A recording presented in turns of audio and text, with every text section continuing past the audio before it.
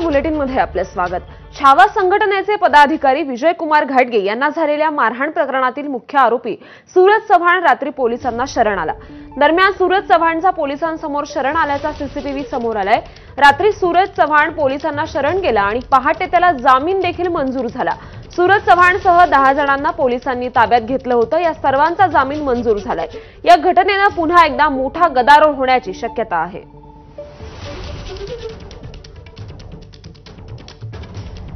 दरम्यान यावर लातूरचे पोलीस उपाधीक्षक रणजित सावंत यांनी काय प्रतिक्रिया दिली आहे बघूयात। सदरचा गुन्हा हा रविवारी दाखल करण्यात आलेला होता। एकूण 10 आरोपी होते।